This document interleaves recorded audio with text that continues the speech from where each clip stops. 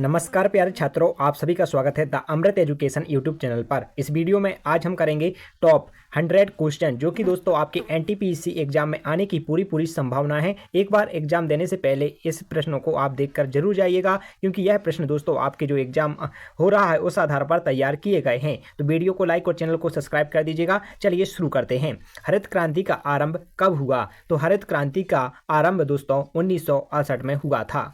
अगला प्रश्न है आपका, मराठा रानी अहिल्याबाई होलकर की राजधानी थी? तो अहिल्याबाई होलकर की राजधानी इंदौर थी। अगला प्रश्न है आपका, FAO का मुख्यालय कहाँ स्थित है? तो FAO का मुख्यालय दोस्तों रोम में स्थित है। Option C correct answer.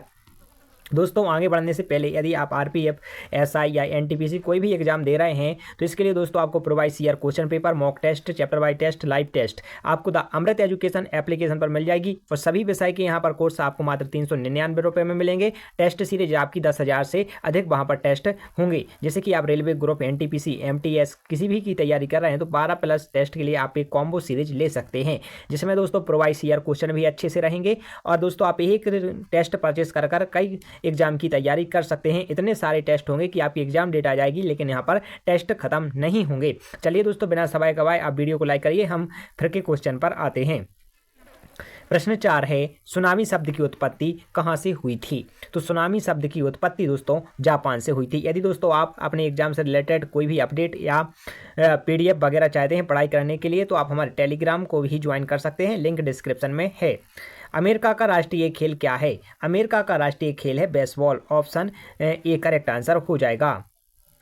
Pondicherry किस उच्चतम न्यायालय के अधिकार क्षेत्र के अंतर्गत आता है? तो पांडिचेरी दोस्तों इसका करेक्ट आंसर हो जाएगा मद्रास उच्च न्यायालय के अंतर्गत आता है।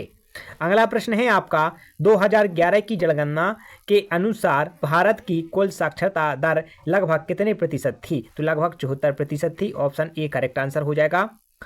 राज्यों के राज्यपाल की केंद्र द्वारा नियुक्ति का प्रावधान किस देश के संविधान से लिया गया है? तो यह संविधान कनाडा के संविधान से यह प्रावधान लिया गया है।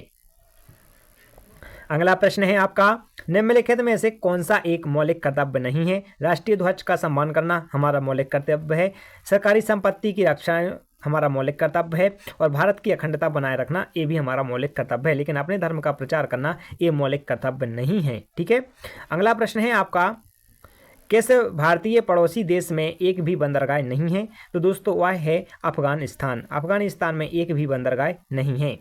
अगला प्रश्न है, भारत के राष्ट्रपति को शपथ कौन दिलाता है?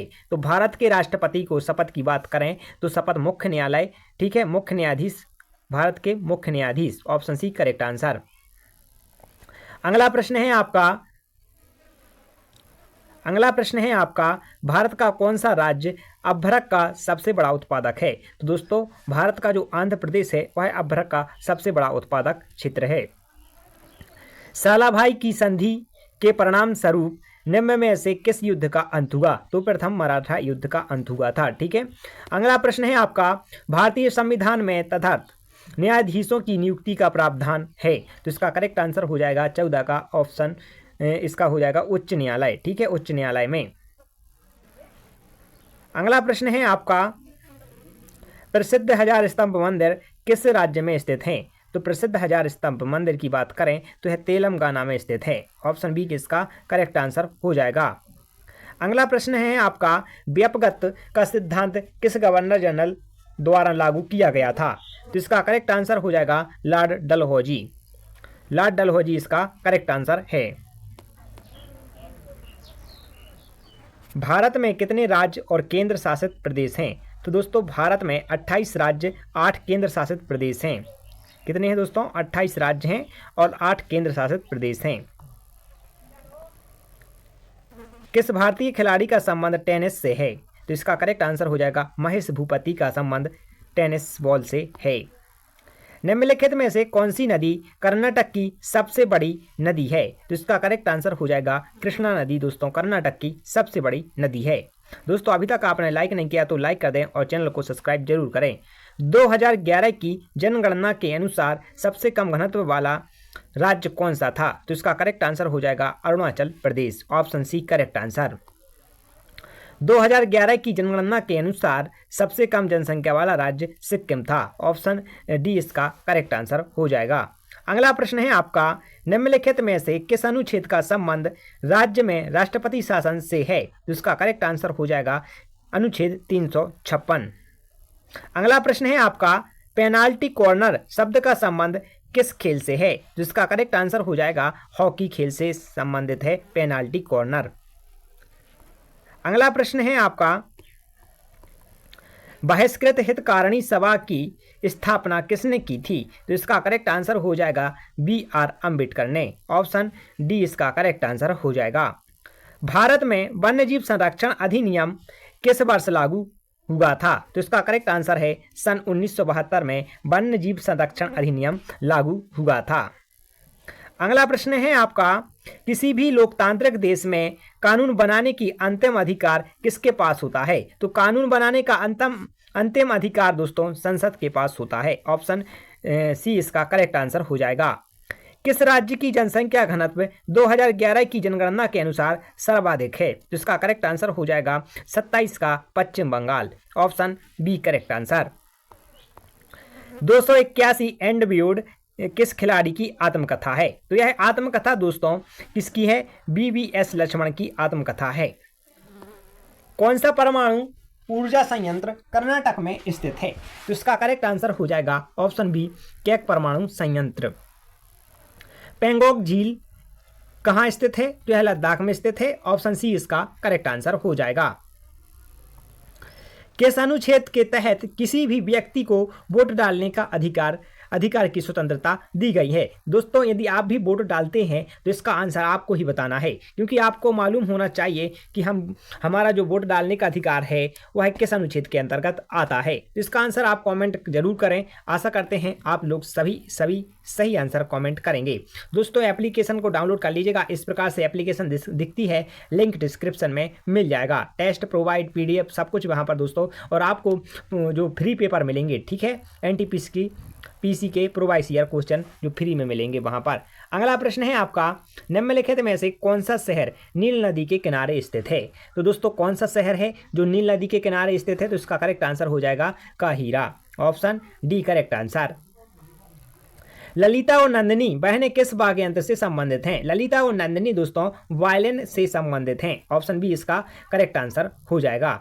अगला प्रश्न है आपका, चंद्रगुप्त मौर्य की मृत्यु के बाद मौर्य साम्राज्य के सिंहासन पर कौन बैठा? तो इसका करेक्ट आंसर हो जाएगा Bindusara. Option A correct answer हो जाएगा बिंदुसार।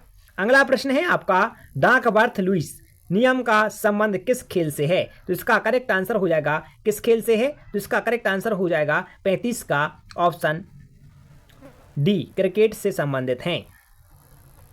सोनल मानसेन भरतनाट्यम के अलावा और कौन सा नृत्य करते हैं? तो यह उड़ीसी नृत्य करते हैं भरतनाट्यम के अलावा। मकर संक्रांति का त्यौहार निम्नलिखित में से किस देवता को समर्पित है? तो मकर संक्रांति का त्यौहार सूर्य देवता को समर्पित है। भारत का पहला बैंक ऑफ हिंदुस्तान 1770, याद रखिए 1770 में कहाँ स्थापित किया गया?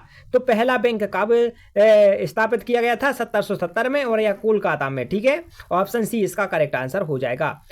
निम्नलिखित में से किस संगठन का भारत सदस्य नहीं है? तो भारत दोस्तों सगाई सहयोग संगठन का सदस्य है, G20 का है, संयुक्त राष्ट्र का है, लेकिन नाटो एक सैन्य संगठन है दोस्तों, जो कि दोस्तों अपने जो देशों की रक्षा है वो करता है। इसका मुखिया अमेरिका है। तो दोस्तों नाटो का किसी भी सैन्य गतिविधि में शामिल नहीं होता है भारत, तो नाटो का सदस्य भी नहीं है। निम्नलिखित में से किस राज्य में मामा भांजे का मंदिर स्थित है? तो बात करें छत्तीसगढ़ में यह मंदिर स्थित है मामा भांजे का। अगला प्रश्न है आपका, पाल वंश के शासक धर्मपाल ने किस विश्वविद्यालय की स्थापना की थी? तो पाल वंश के शासक धर्मपाल ने विक्रमशिला विश्वविद्यालय की स्थापना की थी। ऑप्शन बी इसका करेक्ट आंसर हो जाएगा। गोमतेश्वर मंदिर की मूर्ति भारत के कर्नाटक राज्य में किस शहर में स्थित है? तो Shravanabelagola. Option A correct answer हो जाएगा। योजना आयोग का प्रथम उपाध्यक्ष कौन है? तो योजना आयोग के प्रथम उपाध्यक्ष कौन थे? तो इसका करेक्ट आंसर हो जाएगा 43 का करेक्ट आंसर है आपका गुलजारी लाल नंदा। अगला प्रश्न है आपका, कौन सी पुस्तक गुलबदन बेगम द्वारा लिखी गई है? तो दोस्तों हुमायूंनामा पुस्तक गुलबदन बेगम ने लिखी थी। अगला प्रश्न है आपका, दिगंबर और श्वेतांबर पद का संबंध किस धर्म से है? तो ये जैन धर्म से संबंधित है। रिक्त स्थान का दरबारी कवि हरिसेन ने प्रयाग प्रशस्ति की रचना की। देखिए कौन थे जो हरिसेन के, इसका करेक्ट आंसर हो जाएगा हरिसेन कवि किसके दरबारी थे? तो इसका करेक्ट आंसर क्या है? 46 का समुद्र, ठीक है, समुद्रगुप्त। समुद्रगुप्त के दरबारी कवि हरिसेन ने प्रयाग प्रशस्ति की रचना की है। छऊ नृत्य निम्नलिखित में से किस राज्य का नहीं है? तो छऊ किस राज्यों में लोकप्रिय है? यह उत्तर प्रदेश को छोड़कर दोस्तों सभी राज्यों में लोकप्रिय है, ठीक है। करेक्ट आंसर क्या है? उत्तर प्रदेश को छोड़कर। अगला प्रश्न है आपका 1839 में तत्वबोधिनी सभा की स्थापना किसने की? तो 1839 में तत्वबोधिनी सभा की स्थापना दोस्तों देवेंद्रनाथ टैगोर ने की थी। अगला प्रश्न है आपका हरित क्रांति की शुरुआत के समय भारत के प्रधानमंत्री कौन थे? तो इसका करेक्ट आंसर है लाल बहादुर शास्त्री। और लाल बहादुर शास्त्री ने किसानों के लिए कौन सा नारा दिया था? ये आपको कमेंट करके जरूर बताना है। निम्नलिखित में से कौन सा स्थान फतेहपुर सीकरी में स्थित नहीं है? तो आप देख लीजिएगा कौन कौन से स्थान हैं। इबादत खाना है, बुलंद दरवाजा है, और दोस्तों इसका करेक्ट आंसर है शेख सलीम चिश्ती का मकबरा भी है। तो करेक्ट आंसर है ऑप्शन डी, ख्वाजा मोइनुद्दीन चिश्ती का मकबरा यहाँ पर नहीं है। दोस्तों ये रहे थे कुछ 50 क्वेश्चन जो कि बहुत ही इंपॉर्टेंट है आपके एग्जाम के लिए, जीके के। तो दोस्तों आप वीडियो को लाइक कर दें, चैनल को सब्सक्राइब कर लें और रेगुलर हमारे क्लास देखने के लिए बेल आइकन प्रेस जरूर करें। मिलते हैं नेक्स्ट क्लास के साथ, जब तक के लिए जय हिंद जय भारत।